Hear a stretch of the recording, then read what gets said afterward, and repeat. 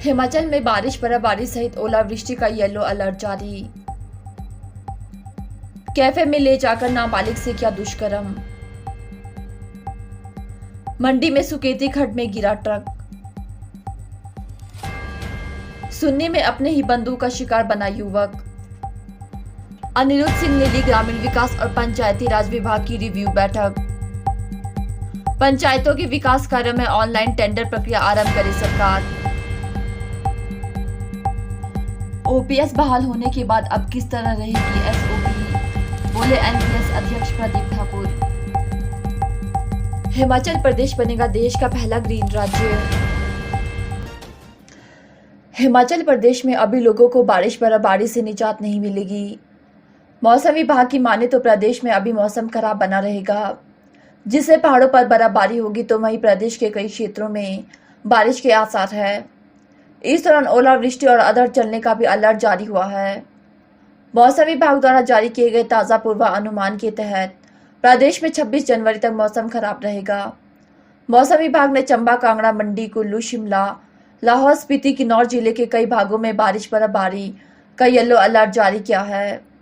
24 जनवरी के लिए मध्य व उच्च पर्वतीय जिलों में भारी बर्फबारी का येलो अलर्ट जारी किया गया है, जबकि निचले व मैदानी भागों के लिए 23 व 24 जनवरी को ओलावृष्टि और अधड़ चलने का येलो अलर्ट जारी हुआ है।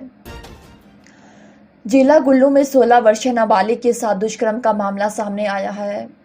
नाबालिग के परिजनों ने इस बात की सूचना पुलिस थाना मनाली में शिकायत दर्ज करवाई है। शिकायत के आधार पर पुलिस ने आरोपी के खिलाफ आईपीसी की धारा 376 और पोक्सो एक्ट के तहत केस दर्ज कर आगामी कार्यवाही शुरू कर दी है। पीड़िता ने पुलिस को दिए गए बयान में बताया कि आशीष निवासी सुजानपुर ने नाबालिग को अपने साथ कुल्लू स्थित पर्यटन नगरी मनाली में कैफे में ले गया, जहां आरोपी ने नाबालिग के साथ दुष्कर्म किया। घटना के बाद नाबालिग ने यह बात अपने परिजनों को बताई, जिसके बाद परिजनों ने तुरंत पुलिस थाने में जाकर आरोपी के खिलाफ शिकायत दर्ज करवाई और कहा कि आरोपी को जल्द ही हिरासत में लिया जाएगा। लिहाजा पुलिस ने शिकायतकर्ता के आधार पर आरोपी के खिलाफ केस दर्ज कर लिया है। पुलिस मामले की जांच पड़ताल में जुटी हुई है। हिमाचल के मंडी में एक ट्रक अनियंत्रित होकर पुल की रेलिंग से टकराने के बाद सुकेती खड्ड में जा गिरा। हादसे में ट्रक के परखच्चे उड़ गए। वहीं ट्रक सवार ड्राइवर और हेल्पर बुरी तरह से घायल हो गए। उन्हें 108 एम्बुलेंस में जोनल अस्पताल मंडी पहुंचाया गया, जहां पर ड्राइवर ने इलाज के दौरान ही दम तोड़ दिया, जबकि हेल्पर की स्थिति अभी गंभीर बनी हुई है। मिली जानकारी के अनुसार बीती रात करीब 10 बजे गुटकर की तरफ से एक ट्रक मंडी जा रहा था, जिसमें ड्राइवर और हेल्पर सवार थे। मंडी के पुल घाट पहुंचने पर ट्रक अनियंत्रित होकर रेलिंग से टकराने के बाद सुकेती खड्ड में जा गिरा। देखते ही देखते ट्रक के परखच्चे उड़ गए। हादसे में ट्रक सवार ड्राइवर व हेल्पर गंभीर रूप से घायल हो गए और मौके पर मौजूद लोगों ने घटना की सूचना पुलिस को दी। सूचना पर मौके पर पहुंची मंडी सदर थाना टीम ने 108 एम्बुलेंस से दोनों को जोनल अस्पताल मंडी पहुंचाया, जहां पर इलाज के दौरान ट्रक ड्राइवर ने दम तोड़ दिया, जबकि हेल्पर की हालत अभी गंभीर बनी हुई है। मृतक व घायल रानी बाई के ही स्थानीय निवासी है। पुलिस के अनुसार ड्राइवर की पहचान आशीष कुमार और जबकि हेल्पर की पहचान अशोक कुमार के रूप में हुई है। वहीं पुलिस अधीक्षक शालिनी अग्निहोत्री ने घटना की पुष्टि की है। उन्होंने बताया कि घटना की सूचना मिलते ही सदर थाना की टीम मौके पर पहुंची थी। 108 एम्बुलेंस के माध्यम से घायलों को जोनल अस्पताल मंडी पहुंचाया गया। वहीं मृतक का शव कब्जे में लेकर पोस्टमार्टम के लिए भेजकर आगामी कार्यवाही शुरू कर दी है। हिमाचल की राजधानी शिमला के ढली थाने के तहत एक व्यक्ति की गोली लगने से मौत का मामला सामने आया है। बताया जा रहा है कि वह अपने कुछ साथियों के साथ ठेला के जंगल में शिकार करने गया था। पुलिस को गवाह की ओर से दिए गए बयान में पता लगा कि मृतक के हाथ में बंदूक पकड़ी हुई थी। इस दौरान अचानक गोली चल गई और जिससे उसकी मौत हो गई। पुलिस से मिली जानकारी के मुताबिक कुछ लोग जंगली जानवरों का शिकार करने के लिए ढली के साथ लगते ठेला के जंगल में आए थे। राकेश कुमार नाम के व्यक्ति ने पुलिस को दिए बयान में बताया कि बीते शुक्रवार देर शाम कुछ लोग जंगली जानवरों का शिकार करने के लिए ठेला आए। उसने बंदूक की गोली की आवाज सुनी। देखा कि एक आदमी दोनों हाथों से छाती को पकड़कर जमीन पर गिर पड़ा है। उसके साथ में बंदूक थी। ऐसे में उससे अचानक खुद से ही गोली चल गई। पुलिस ने ढली थाना में एफआईआर दर्ज की है। एसएचओ ढली इस पूरे मामले की जांच कर रही है। हालांकि मौत का प्राथमिक कारण खुद से गोली चलना माना जा रहा है। इसके बावजूद भी पुलिस पूरे मामले की छानबीन कर रही है। इस संबंध में पुलिस अन्य लोगों से भी पूछताछ कर रही है। हिमाचल में अभी भी जनसभा का एक बड़ा हिस्सा ग्रामीण इलाकों में रहता है। इस नाते ग्रामीणों की समस्या और ग्रामीण इलाकों में विकास प्रदेश में अहम भूमिका मुद्दा है। प्रदेश में नई सरकार के गठन के बाद ग्रामीण क्षेत्र के उत्थान की अहम जिम्मेवारी अनिरुद्ध सिंह को सौंपी गई है। बीते शुक्रवार को प्रदेश सरकार में पंचायती राज मंत्री अनिरुद्ध सिंह ने ग्रामीण विकास एवं पंचायती राज विभाग के निदेशक एवं सचिव स्तर की एक रिव्यू बैठक की। बैठक में विभाग के सचिव और डायरेक्टर स्तर के अधिकारी मौजूद रहे। बैठक में मनरेगा जैसे विषयों के साथ साथ पंचायती राज के अंतर्गत आने वाली लगभग 12 महत्वपूर्ण स्कीम पर चर्चा हुई।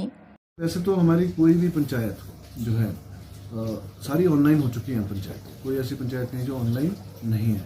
नेट कनेक्टिविटी की ज़रूर एक बात है। मेरे पास सभी पूरे प्रदेश के प्रधानगण और जिला परिषद इन लोगों ने मुझे ज्ञापन दिया है कि ऑनलाइन हाजिरी जो है कई जगह बहुत दिक्कत आ रही है और सेक्रेटरी जो है या पंचायत सेक्रेटरी या उसके पास जो है इतना समय नहीं रहेगा एक समय में एक टाइम में 3-3 जगह हाजिरी लगाने का।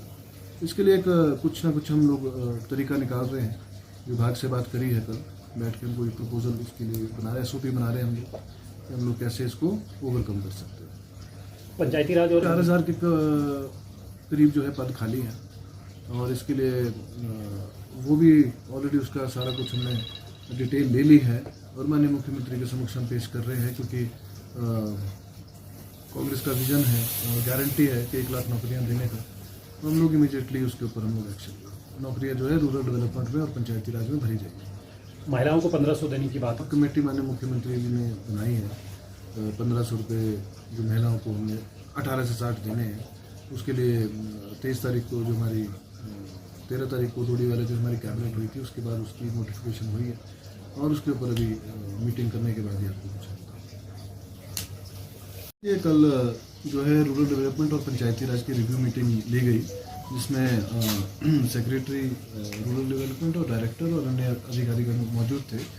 और सबसे पहले मनरेगा क्योंकि हर घर तक टच करता है, तो मैं आपको बताना चाहूँगा कि 2022-23 में 1100 करोड़ रुपए अभी तक हम लोग मनरेगा के तहत स्टेट में खर्च कर चुके हैं, जिसमें 538 करोड़ जो है वो वेजेस के रूप में दिया गया है और मटेरियल के रूप में जो है वो 561 करोड़ रुपए के करीब दिया गया है।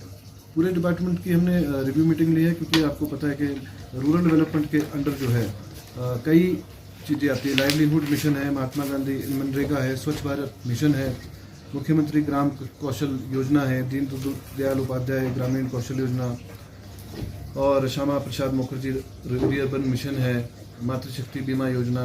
करीबन 12 जो है स्कीम्स जो हैं इसके अंडर रूरल डेवलपमेंट के अंदर आती है। सभी का रिव्यू लिया गया और आगे का हमारा एक्शन प्लान जो है वो तैयार है, जो कि 31 मार्च से पहले जो है वो इम्प्लीमेंट करा जाएगा। साथ ही हम बजट के सेशन में हमारी ग्रामीण महिलाएं जो हैं उनके लिए हम लोग तोहफा देने एक जा रहे हैं। सर कोई मैंने जैसे बताया आपको बजट में आपको पेश की जाएगी। मनरेगा में ऑनलाइन हाजिरी और लोक निर्माण विभाग में सभी विकास कार्य के ऑनलाइन टेंडर करने पर सरकार के इस ऐतिहासिक निर्णय का आम जनता ने स्वागत किया है। लोगों ने मुख्यमंत्री सुखविंदर सिंह सुक्खू से मांग की है कि लोक निर्माण विभाग की तर्ज पर जल शक्ति विभाग और ग्रामीण विकास विभाग एवं पंचायती राज में भी इस प्रक्रिया को लागू किया जाए, ताकि भ्रष्टाचार पर लगाम लग सके।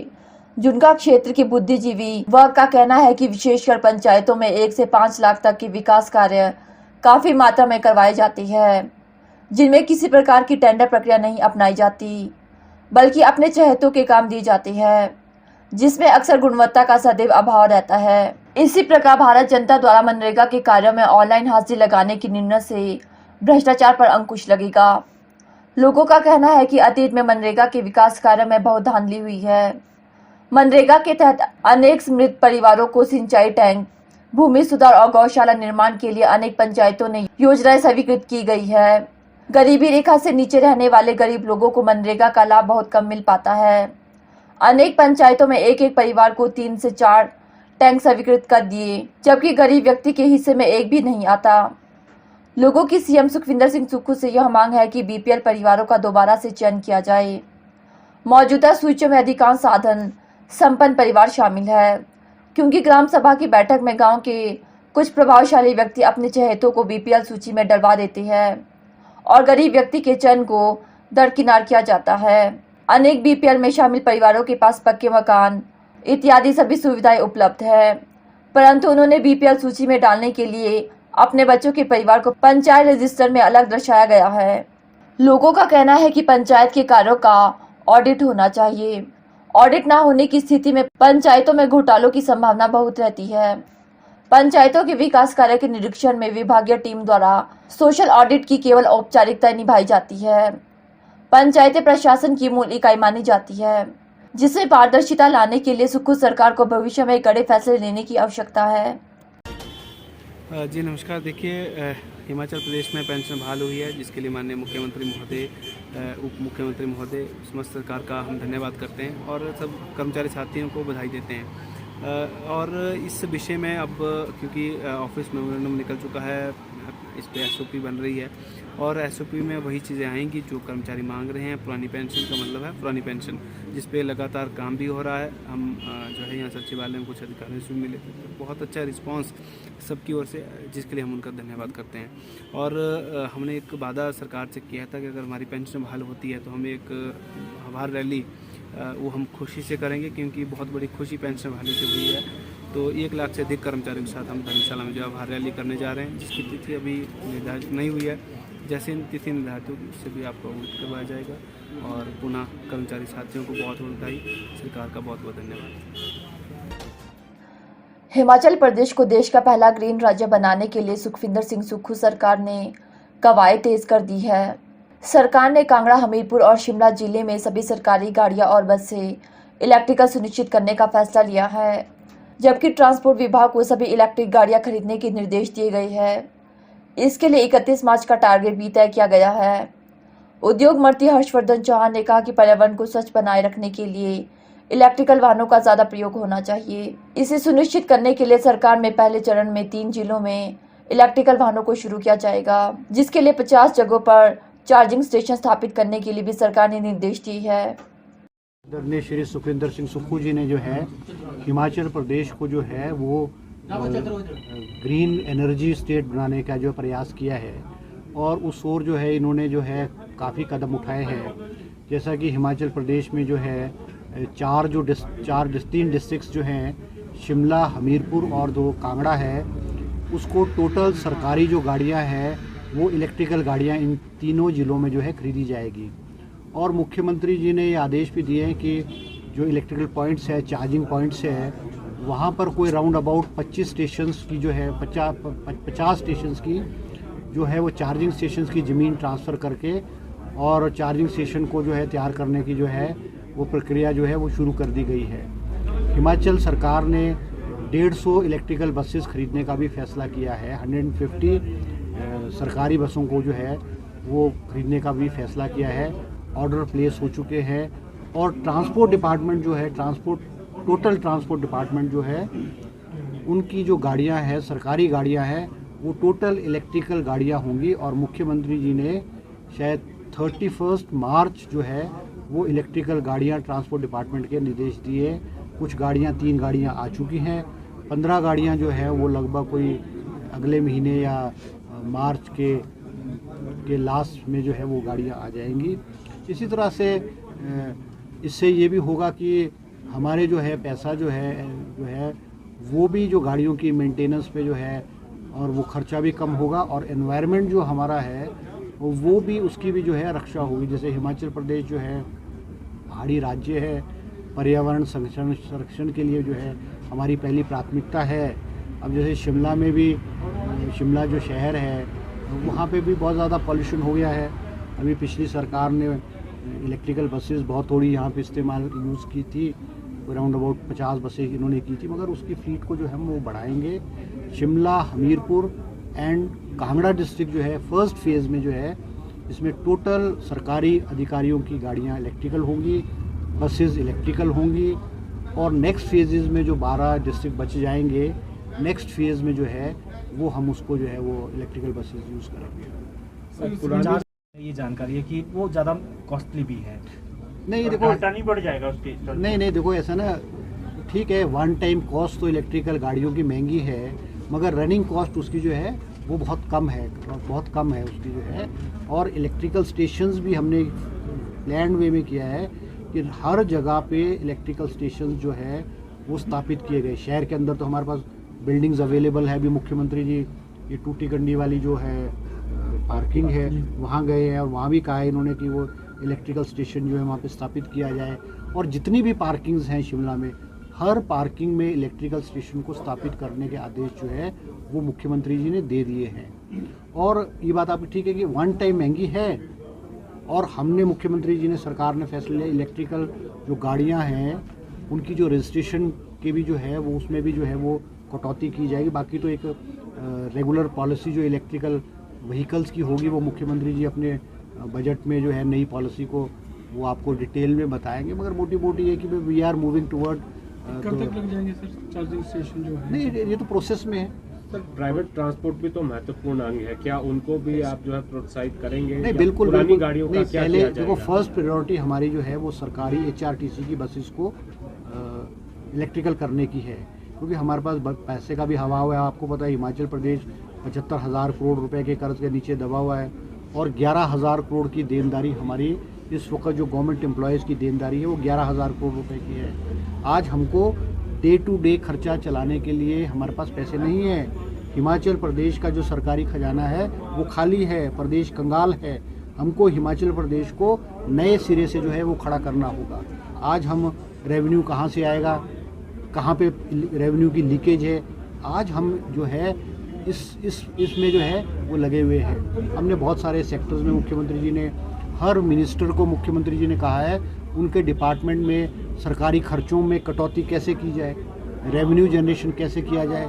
मुख्यमंत्री जी ने हर मिनिस्टर को ये कहा है विद इन 1 मंथ जो है वो मुख्यमंत्री को रिपोर्ट करेंगे कि हम क्या क्या खर्चे कम कर सकते हैं, कहाँ से रेवेन्यू जनरेट कर सकते हैं, रेवेन्यू की लीकेज कहाँ से है, सरकारी अधिकारियों के जो खर्चे हैं उनको कम जो है वो सरकार द्वारा किया जाए। सर